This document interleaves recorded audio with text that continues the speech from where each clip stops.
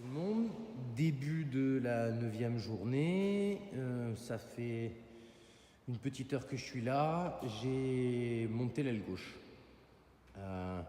Petit retour, petite annexe sur les ailes, j'en ai déjà parlé à plusieurs reprises. Je continue dans le droit fil de ce que j'ai dit. C'est dégueulasse, voilà. Si vous pouvez éviter de toucher aux ailes, c'est bien. Je ne sais pas si le modèle que j'ai acheté est particulièrement foireux ou si c'est comme ça s'ajuste extrêmement mal. Il y a des biais de chevauchement sur chaque partie qui vont les unes contre les autres. Et ces biais-là ne sont absolument pas corrects. Les ailes ne s'ajustent pas du tout comme il faut. Il faut forcer pour ajuster. C'est une galère à faire, quoi. J'ai mis 10 boulons en 1 heure, quoi. Mais bon, je pense que le résultat est plutôt satisfaisant. Je ne sais pas ce que vous en pensez. Elle est là, elle est montée. Je vais lui mettre sa cloche de protection qui est là et on va la monter. Voilà. J'aurais bien aimé vous faire une petite vidéo du montage. J'avais commencé pour tout dire, mais il y avait trop d'insultes, trop de mots vulgaires dessus. Donc vous ne l'aurez pas. Vous aurez le résultat de l'aile montée et ensuite de l'aile sur le véhicule. Ça sera pas mal déjà. A plus. Bon, fin de l'aile côté conducteur. Ça m'a pris, je pense, 3 heures pour assembler l'aile et la monter. Voilà. Il y a un petit ajustement de niveau à faire ici. Je le ferai en vissant sur la calandre, mais pour pas tordre la calandre maintenant, j'attends de mettre l'aile côté passager. Comme ça, on serrera les deux en même temps. Et j'espère que je récupérerai un niveau correct à ce moment-là. Je vous tiens au courant. Voilà. Bon, par contre, le rendu, sympa. Les grilles bien noires là, sur le gris. Bon, évidemment, j'ai pas reçu les vis. J'avais commandé les vis. Je les ai pas reçus. Voilà, donc c'est les anciennes vis, mais voilà, je trouve que ça fait sympa. Avec les jantes noires, ça fera sympa. Et les rétros noirs aussi. A plus. Alors, début du montage, il est 1h30, début du montage de l'aile côté passager. J'ai appris de mes erreurs, évidemment. Hein, parce que quand on fait des conneries et qu'on continue à les faire, c'est pas bon. Donc, je me suis attelé à rectifier les parties en contact qui ont des mauvais biais avant même de commencer à monter pour faciliter la tâche. C'est ce qui a été fait ici. Voilà, ici, là, le biais tout à l'heure, c'était super pénible. Cette fois-ci, j'ai fait en sorte de le rectifier à l'avance et ça s'est beaucoup mieux passé. Donc la partie du haut et la partie de face est mise. Il me reste la latérale à mettre. Je m'y mets, je vous donne le résultat quand c'est fini.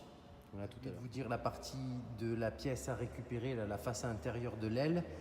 Voilà, je l'ai rifté sur les bons conseils de forumers. Donc rivé ici, ici, un peu partout. Là, ces deux-là, là, ici et ici, viennent tenir cette pièce qui est là.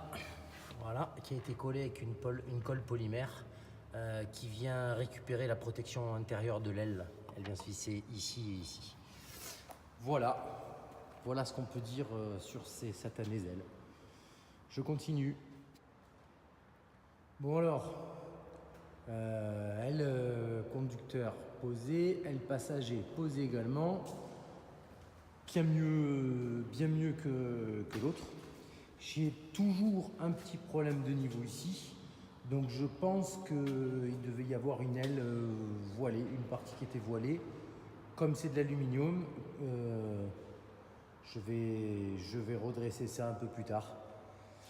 Je vais essayer avec une sangle de la faire remonter parce que j'ai pas de problème, aucun problème de niveau ici. Avec la calandre, c'est bon. J'ai peur en serrant davantage de faire plier la calandre. Voilà, pas mal. Résultat face avant, pas mal du tout. Le ton sur ton donne bien. Ça fait bien ressortir les couleurs.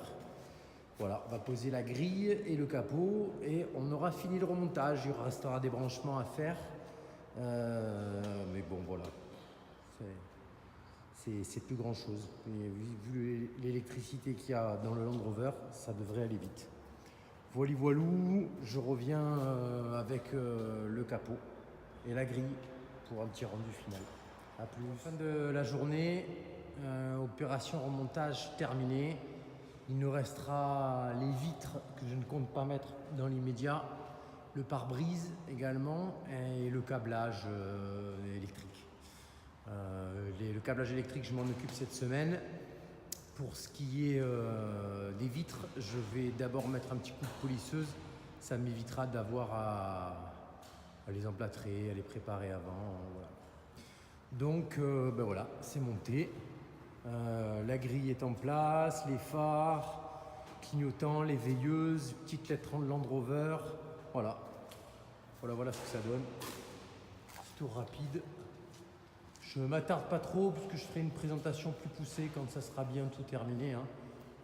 Intérieur, extérieur. Voilà juste ce que ça donne en gris.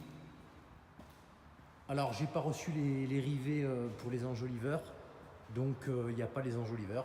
C'est bien dommage parce que ça aurait donné du cachet là pour la vidéo. Mais bon ben voilà, écoutez, de toute façon c'est pas terminé encore. Donc voilà.